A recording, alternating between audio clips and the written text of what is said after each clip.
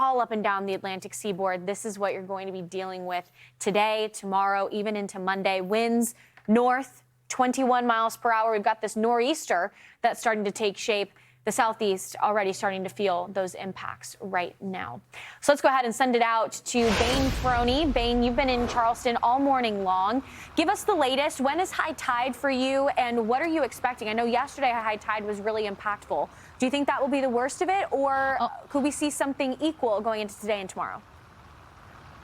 Yeah, you know, definitely yesterday was the worst of it, which is good news. But, I mean, we still have moderate to minor flooding that's going to be impacting the areas today and tomorrow. So high tide is still much higher than normal, but thankfully not going to be as bad as yesterday. But speaking of, it was, you know, incredibly impactful yesterday on the roads. Even locals who live here and are used to the flooding that they get during high tides were really surprised by what was going on. You may have seen a couple of vehicles running through yesterday, maybe in some of those videos that are being shown. And we ended up seeing, you know, these cars that were surprised by how high up the water was. And we were just in a parking lot. It took about an hour, maybe an hour and a half for that entire parking lot to fill up. And we saw it up 6-7 inches of water, and that was during high tide yesterday around 11 a.m.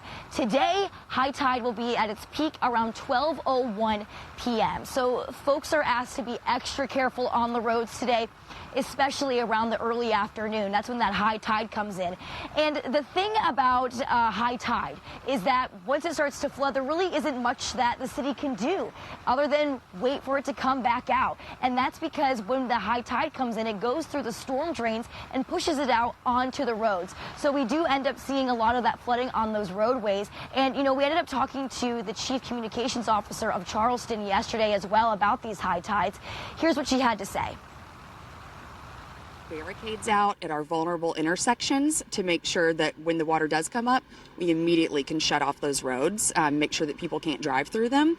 So it's, you know, it's all about communication, and it's really difficult, I think, for a lot of people that just moved here, or maybe people that are visiting. They don't realize, you know, how serious this can be.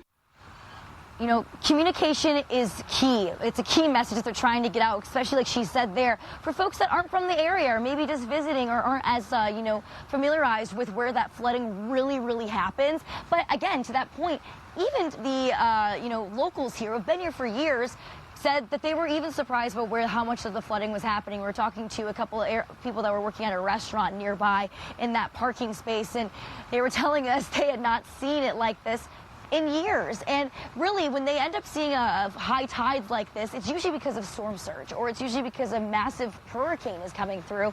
And that's not the case here, which is why a lot of folks were actually incredibly confused. Now, I kind of want to set the scene here because I've been here since Wednesday, and Wednesday, it was gorgeous. We were in the upper 80s. It was a beautiful summer-like day almost. And then by the time we got into Thursday, completely opposite. We saw all those temperatures dropping to the low 60s, so it's a 25-degree difference from within 24 hours.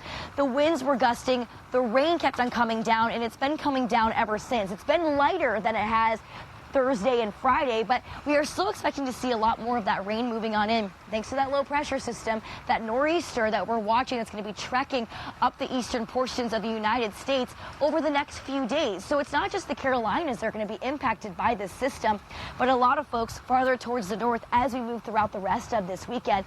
So this is just kind of the start, you guys. So adding to the high tides that we're going to see today and then tomorrow, add on top of that 2 to 3 inches of rain, which is expected through our Sunday. And so we've been seeing these wind gusts coming on through.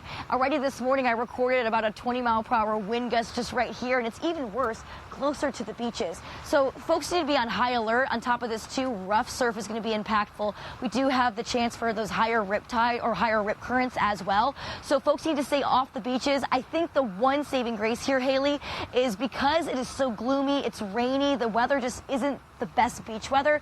That's going to also help keep people out of the water and off those beaches and safely, you know, away from those rip currents.